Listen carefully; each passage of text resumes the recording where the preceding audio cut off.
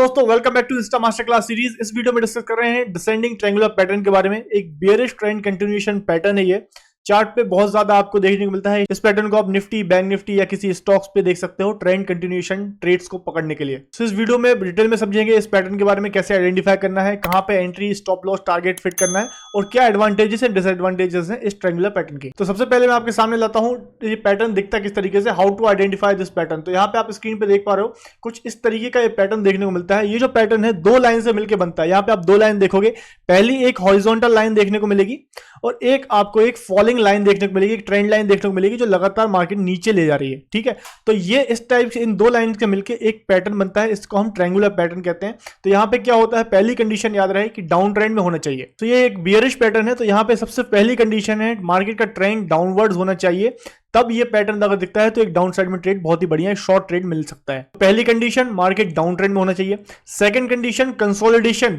तो यहां पे मार्केट डाउन ट्रेंड में आने के बाद एक लेवल पे आके प्राइस रुकेगा एंड देन फिर ऊपर जाएगा एंड देन फिर वहां से फॉल होगा और यहां पे आपको एक कंसोलिडेशन, लगातार ये जो लेवल है और जो लाइन आ रही है इन दोनों के बीच में कंसोलिडेट होगा प्राइस। तीसरी बात ट्रेंड लाइन है, ये एक फ्लैट लाइन होनी चाहिए। यहां पे आपको बार बार सेम लेवल पे मार्केट प्राइस सपोर्ट लेता हुआ दिखना चाहिए। कोई भी स्टॉक, निफ्टी, बैंक निफ्टी वगैरह पे जो आप देख रहे हो, ये प्राइस बार बार इस लेवल पे फ्लैट लाइन पे सपोर्ट लेता हुआ दिखना चाहिए।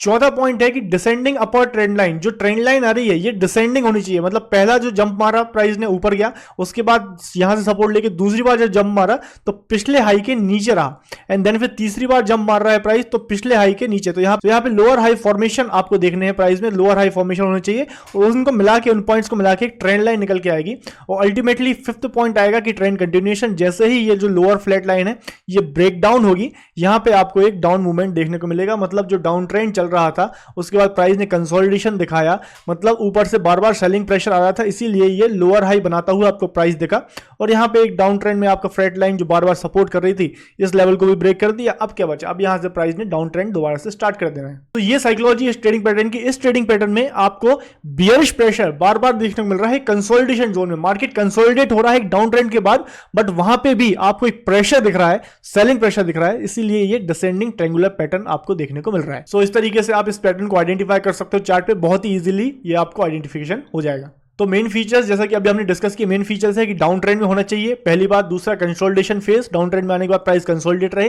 तीसरा है डिसेंडिंग अपर ट्रेंड लाइन डिसेंडिंग होनी चाहिए, मतलब लोअर टॉप्स बनने चाहिए। एंड हॉरिजॉन्टल लोअर लाइन, जो लाइन है फ्लैट लाइन होनी चाहिए, बिल्कुल बार बार यहाँ पे जो प्राइस बार बार इसको ब्रेक करने की कोशिश करे बट यहाँ से जंप करे एंड देन फिर कंटिन्यू डाउनवर्ड, मतलब यहाँ से ब्रेक डाउन होना चाहिए और प्राइस यहाँ से नीचे निकल जाएगा। तो आप यहाँ पे इन पॉइंट्स पे एंट्री ले सकते हैं। अब बात करेंगे एंट्री, टारगेट और स्टॉप लॉस क्या रहेगा। इस पैटर्न को देखने के बाद एंट्री टारगेट कहां पे करना है, तो देखिए डाउन ट्रेंड में आने के बाद प्राइस ने कंसोलिडेशन किया, लेवल ब्रेक होने के बाद ही हमको एंट्री मिलेगी। कंसोलिडेशन जोन में कभी एंट्री मत करना है, लेवल ब्रेक होने के बाद ही एंट्री करना है।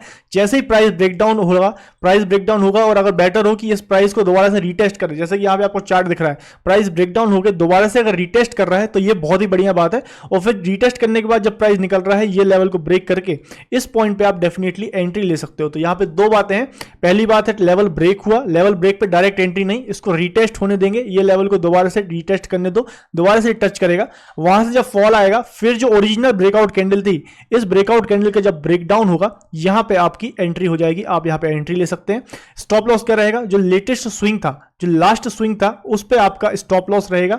ब्रेकडाउन करने के पहले जो भी लेटेस्ट स्विंग था उसके ऊपर आपका स्टॉप लॉस रहेगा। और टारगेट की अगर बात करें तो यहां पे जो ट्रायंगुलर पैटर्न का जो सबसे विड्थ है, जो वाइडनेस है, ये जो वाइडनेस है इसी को आप नीचे ले जाओ तो यहां पे आपका टारगेट हो जाएगा सेम टू सेम। इसी वाइडनेस को आपको नीचे लेके जाना है और यहां पे नीचे एक लेवल मार्क कर लेना है जिससे आपका टारगेट भी निकल के आएगा। तो यहां पे इस ट्रेडिंग पैटर्न को ट्रेड करते हुए आपको 1:2 1:3 रिस्क रिवॉर्ड रेशियो बहुत ही आराम से देखने को मिल सकते हैं। सो ये बात थी टारगेट, एंट्री, स्टॉप लॉस की। तो अभी ट्रेडिंग पैटर्न के एडवांटेजेस एंड डिसएडवांटेज समझ लेते हैं। तो सबसे पहले एडवांटेजेस तो आप देख पा रहे हो कि इजी टू आइडेंटिफाई, बहुत इजीली मार्केट में दिख जाता है डाउन ट्रेंड, मार्केट यहाँ पे कंसोलिडेट कर रहा है और यहाँ पे ब्रेकडाउन दे रहा है, तो बहुत इजी टू आइडेंटिफाई है। And clear cut target and stop loss, यहाँ पे clear cut target, entry and stop loss points है, तो इस ट्रेडिंग पैटर्न को बहुत ही इजीली ट्रेडेबल बना देते हैं। डिसएडवांटेजेस की बात करें तो फॉल्स ब्रेकआउट के चांसेस होते हैं। देखिए ये जो पैटर्न बनता है ये जो पैटर्न बनता है यहाँ पे डाउन ट्रेंड में प्राइस कंसोलिडेट हुआ, यहाँ पे बार बार इस प्राइस पे आ रहा है प्राइस, और यहाँ पे जो है ब्रेकआउट हो सकता है कि यहाँ पे फॉल्स ब्रेकआउट आए। तो इसके लिए मैंने आपको क्या बताया कि पहले इस ब्रेकआउट को क्लोज होने दीजिए और इसको रीटेस्ट करने दीजिए। क्या मेजॉरिटी टाइम पे लोग इस पैटर्न में ऐसे फंसते हैं। यहाँ पे आप डाउन ट्रेंड में देख पा रहे हो ये लेवल है, प्राइस ऐसे ब्रेकडाउन जैसे करता है, आप यहाँ पे एंट्री मार देते हो रनिंग कैंडल में, तो प्राइस यहाँ से जब रिवर्स मार जाता है तो आप यहाँ पे ट्रैप हो जाते हैं। तो बेटर है कि इस कैंडल को बढ़िया तरीके से क्लोज होने दीजिए और दोबारा से रीटेस्ट करेगा और फिर जब ये ब्रेकडाउन कंफर्मेशन मिलेगा तब आप यहाँ पे एंट्री लीजिए। और जो ब्रेकआउट कैंडल है इसकी क्वालिटी भी जज कीजिए। यहाँ पे आप SVSCS रूल को अप्लाई कर सकते हो, जो हमारा बहुत ही पॉपुलर रूल है ब्रेकआउट की क्वालिटी जज करने का। इसका भी वीडियो आपको इसी चैनल पर मिल जाएगा, आप टाइप कर सकते हो SVSCS रूल एंजल 1, आपको इस वीडियो मिल जाएगा। तो यहाँ पे SVSCS रूल के तहत आप इस ब्रेकआउट की क्वालिटी जज कर सकते हो।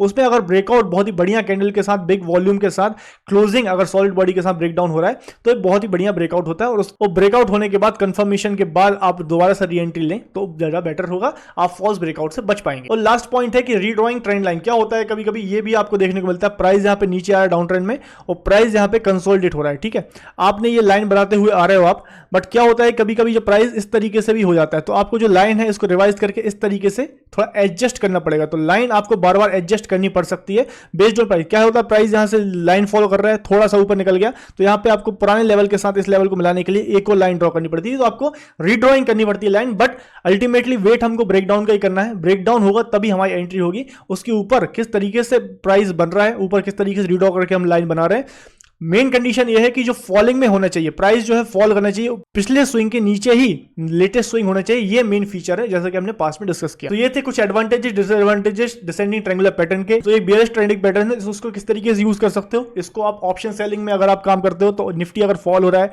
तो कॉल ऑप्शन सेल करने के लिए इसको यूज कर सकते हैं। अगर निफ्टी ट्रेंडिंग पैटर्न दिख रहा है तो आप पोजिशनल पुट ऑप्शन बाय करने के लिए कर सकते हैं, फ्यूचर्स में सेल करने के लिए कर सकते हैं। स्टॉक्स में इंट्राडे ट्रेडिंग करते हैं तो वहां पे आप स्टॉक्स को इंट्राडे में शॉर्ट करने के लिए इस ट्रेडिंग पैटर्न का यूज कर सकते हैं। तो मल्टीपल यूज है इसके मार्केट को शॉर्ट करने के लिए। आई होप ये वीडियो आपको इन्फॉर्मेटिव लगा है तो please hit the like button, comments में बताएं नेक्स्ट किस पैटर्न में आपको वीडियो चाहिए। तो आइए बात करते हैं लेटर ऑफ द डे की। हम थे डी पे, डी फॉर डेरिवेटिव। डेरिवेटिव मतलब कि ऐसे फाइनेंशियल इंस्ट्रूमेंट जो अपनी वैल्यू को ड्राइव करते हैं अंडरलाइंग एसेट से। तो आप सभी जानते हो जो आपके ऑप्शंस है ना, ये ऑप्शंस और जो फ्यूचर्स, ये दोनों डेरिवेटिव में आते हैं, ये दोनों डेरिवेटिव कॉन्ट्रैक्ट्स हैं, ये दोनों अपनी वैल्यू किससे ड्राइव करते हैं, जिस इंडेक्स का ये ऑप्शन है। जैसे निफ्टी का अगर ऑप्शन है तो निफ्टी इसमें अंडरलाइंग एसेट रहेगा, बैंक निफ्टी का तो बैंक निफ्टी अंडरलाइंग एसेट रहेगा, या कोई एफएनओ स्टॉक में ऑप्शन है या फ्यूचर्स है तो वो एफएनओ स्टॉक उसका अंडरलाइंग रहेगा। जैसे जैसे अंडरलाइंग मूव करेगी उसी हिसाब से ये ऑप्शंस में और फ्यूचर्स में इसका मूवमेंट आता है। इनकी खुद की वैल्यू नहीं होती है, ये अंडरलाइंग अपनी वैल्यू को ड्राइव करते हैं, इसलिए इनको हम डेरिवेटिव बोलते हैं। तो ये था letter of the day D. अब नेक्स्ट लेटर में बात करेंगे ई के बारे में। कमेंट से बताइए कौन से लेटर को हम इंक्लूड करेंगे। वीडियो इंफॉर्मेटिव लगा है please hit the like button, channel को सब्सक्राइब कर लें, बेल आइकन को क्लिक करना ना भूलें। Thank you for watching, happy trading. Investments in securities market are subject to market risks. Read all the related documents carefully before investing.